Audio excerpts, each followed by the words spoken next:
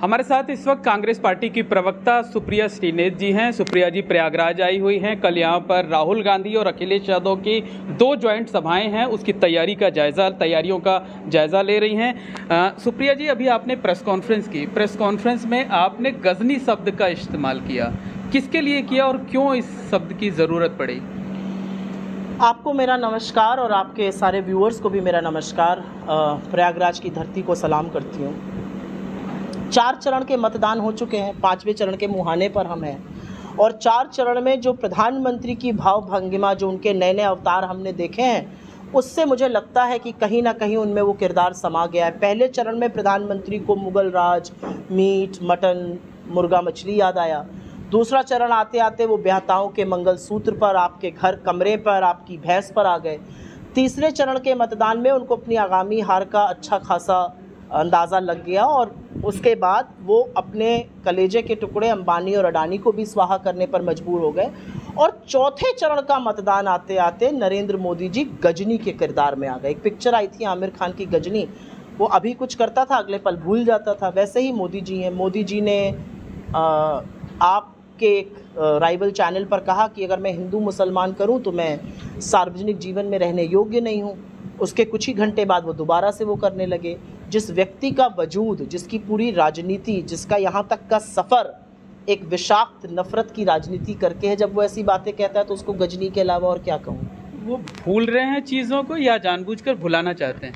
अब मैं उनकी मनोस्थिति तो नहीं जानती हूँ, ये ज़रूर जानती हूँ कि अपनी आगामी हार को देखकर बौखला गए हैं। कहीं पर उनको लगता है कि वो मीडिया में ऐसी बातें कह देंगे तो चर्चा होती रहेगी, तो मीडिया में उनका एक रुख दिखता है जहाँ पर वो कहते हैं मैं ऐसा कर ही नहीं सकता, मैं योगी ही नहीं रहूँगा। चुनावी रैली में वो विष उगलते दिखते हैं। वो मंच से एक समुदाय विशेष के खिलाफ जहर उगलते हैं। वो मंच से लोगों के कपड़ों से उनको पहचान जाते हैं। वो शमशान कब्रिस्तान करने लगते हैं। वो घुसपैठिया इस देश के लोगों को बुराने लगते हैं। वो इतने भद्दी बातें करने लगते हैं, ज़्यादा बच्चे कम बच्चे। मुझे ऐसा लगता है कि इस तरह की बातें इस देश के प्रधानमंत्री को नहीं करनी चाहिए।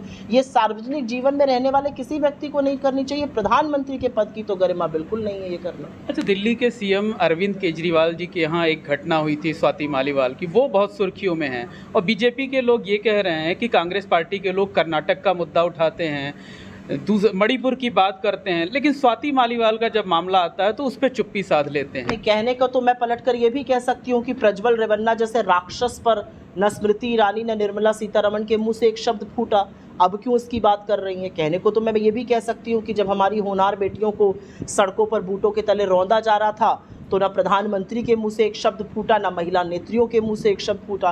कहने को तो मैं ये भी कह सकती हूँ कि जब बिल्किस बानो के आरोपी नहीं, उसके अपराधी, दोषी करार पाए गए लोग आए, उनका माल्यार्पण हुआ, उनको तिलक लगाया गया, उनको लड्डू खिलाए गए, तो इन महिलाओं के मुंह से एक शब्द नहीं फूटा। कहने को तो मैं ये भी कह सकती हूँ कि उत्तराखंड जब स्मृति ईरानी जाती हैं, सवाल पूछा जाता है अंकिता भंडारी पर, तो कहती हैं देख कर चलो कहीं मैं गिर ना जाऊँ।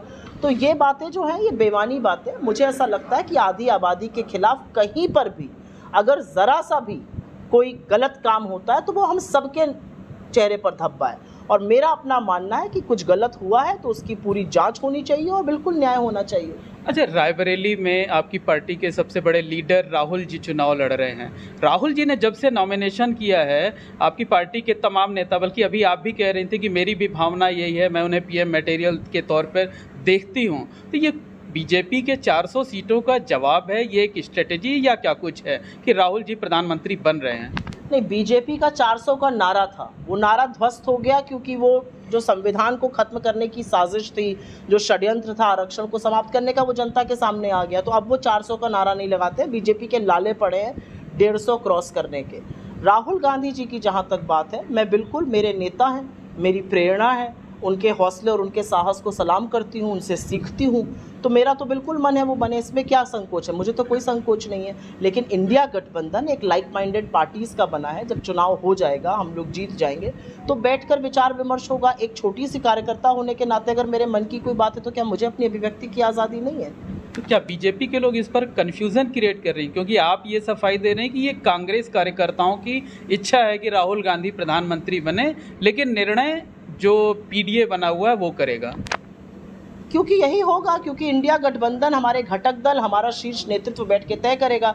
इसमें तो कोई संशय नहीं है कि कांग्रेस उस घटक दल की सबसे बड़ी पार्टी है, कांग्रेस उस गठबंधन की धुरी है। कांग्रेस कन्याकुमारी से कश्मीर और असम से लेकर पोरबंदर तक एक अकेली पार्टी है उस गठबंधन में, तो ऑब्वियसली हमारी बड़ी भूमिका होगी। हमने एक बड़ी भूमिका यूपीए के शासनकाल में निभाई भी है, इसमें कोई संशय नहीं है। बीजेपी इसमें कहाँ से आ गई? बीजेपी अपना घर देखे ना। अच्छा, एक जो 3 दिन पहले खरगे जी का एक बयान आया था कि हम 5 किलो के बदले 10 किलो राशन देंगे, क्या लगता है ये कितना इम्पैक्ट कर रहा है चुनाव में?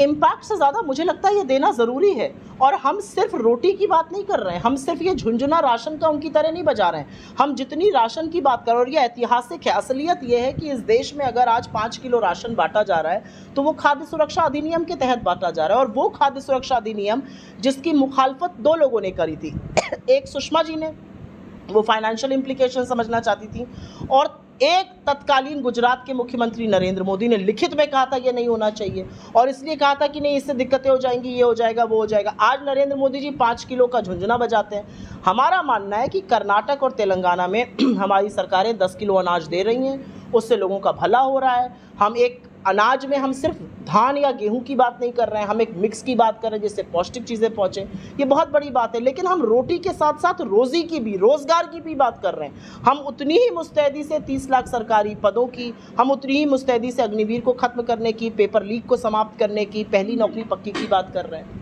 अच्छा, जैसे जैसे चुनाव अंतिम चरण की तरफ बढ़ रहा है, कांग्रेस पार्टी के यानी जो विपक्ष के नेता हैं एग्रेसिव होते जा रहे हैं। बहुत साल बाद ऐसा देखने को मिल रहा है कि आप लोग बीजेपी को काउंटर नहीं कर रहे हैं। एक बड़ी वजह क्या है? राहुल गांधी नहीं कर रहे हैं बीजेपी को, मतलब आपको बार बार जवाब नहीं देना पड़ रहा है, आप कोई सवाल उठा रहे हैं, बीजेपी को लोग जवाब देते हैं। एक सबसे बड़ी वजह क्या है? राहुल गांधी फैक्टर है।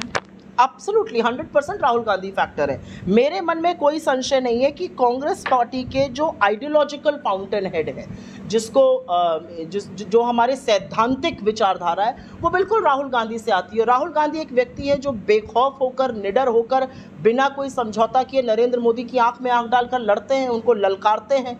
राहुल गांधी का नाम सुन के नरेंद्र मोदी जी के पैर कांपने लगते हैं, दिन भर उनके नाम की माला जपते हैं अपने वक्तव्यों में। तो मेरा अपना मानना है कि ये जो 2024 का चुनाव है, ये कांग्रेस ने सहकर मुद्दों पर लड़ा है। राहुल गांधी जी एक बार भी मुद्दों से इधर से उधर नहीं हुए। बहुत कोशिशें हुई, कभी किसी को अपने में मिलाकर, उनके खिलाफ बुलवाकर, लेकिन राहुल गांधी जी ने ये चुनाव बेरोजगारी, महंगाई, आर्थिक असमानता, किसानों, श्रमिकों, महिलाओं के मुद्दे पर लड़ा है, और उसी पर हम अडिग हैं। इन मुद्दों पर बीजेपी को जवाब देना पड़ रहा है। 10 साल आपने सत्ता चलाई और एक व्यक्ति का जवाब नहीं देना चाहते, तो अब तो जनता इनसे जवाब मांग रही है, तो थक हार कर देना पड़ रहा है। लेकिन इस चुनाव की एक बहुत बड़ी खासियत और एक बहुत बड़ी उपलब्धि ये रही कि इस चुनाव का नैरेटिव कांग्रेस पार्टी ने और राहुल गांधी ने सेट किया, और नरेंद्र मोदी को हर उस बात का जवाब देना पड़ा। नरेंद्र मोदी लगातार नैरेटिव सेट करने की कोशिश करते रहे, लेकिन उल जलूल, ऊट पटांग, शेख चिल्ली की बातों के अलावा वो ज़्यादा कुछ कर नहीं पाए। अच्छा, आप प्रयागराज में हैं, नेहरू गांधी परिवार का पैतृक शहर है। नेहरू जी यहाँ से 3 बार जो है सांसद चुने गए, प्रधानमंत्री बने, इंदिरा जी की जन्मस्थली रही। राहुल गांधी जी, उनका परिवार आता है तो यहीं आनंद भवन में रुकता है। कल राहुल जी यहाँ पर आ रहे हैं, क्या लगता है यहाँ से कोई, और कहा जाता है यहाँ से जो संदेश निकलता है वो पूरे देश तक जाता है, कुछ ऐसा बड़ा यहाँ हो सकता है? इलाहाबाद को ऑक्सफोर्ड ऑफ द ईस्ट ऐसे ही नहीं कहा गया था आज़ादी के आंदोलन के दौरान से। यहाँ से आज की वर्तमान राजनीति के बड़े बड़े दिग्गज नेता निकले हैं। राजनीति की अच्छी समझ लोग रखते हैं, अच्छी पकड़ रखते हैं, और एक बड़ा संदेश देते हैं देश को। नर्व सेंटर अगर मैं कहूँ पॉलिटिक्स का तो इलाहाबाद है। मैं बिल्कुल आश्वस्त हूँ कि हम इलाहाबाद में बड़ी जीत, प्रयागराज में बड़ी जीत दर्ज कराने जा रहे हैं। कल राहुल जी का और अखिलेश जी का संयुक्त यहाँ पर सभा है, और मैं पूरी तरह से आश्वस्त हूँ कि यहाँ पर एक इतिहास रचने हमारे कैंडिडेट्स, हमारा गठबंधन करने जा रहा है। लेकिन एक सवाल लास्ट है कि सुप्रिया जी की इच्छा है कि राहुल जी प्रधानमंत्री बने। मतलब सुप्रिया जी की इच्छा, तो सुप्रिया जी को अभिव्यक्ति की आज़ादी है उस इच्छा की। बिल्कुल चाहती हूँ मेरे नेता प्रधानमंत्री बने, इसमें कौन सी बड़ी बात है। आप एबीपी के लिए काम करते हैं, आप चाहते होंगे कि एबीपी नंबर 1 न्यूज़ रहे, वैसे ही मैं चाहती हूँ कि मेरे नेता प्रधानमंत्री बने। मैं किसी के खिलाफ तो कुछ नहीं कह रही हूँ। अपनी अभिव्यक्ति की आज़ादी की जितनी आपको है उतनी मुझे भी है। तो धन्यवाद। ये हैं सुप्रिया श्रीनेत जी, जिन्होंने तमाम मुद्दों पर बातचीत की, बेबाकी से अपनी बात रखी, और बिना गुस्सा हुए पूरा इंटरव्यू उन्होंने ख़त्म भी कर दिया।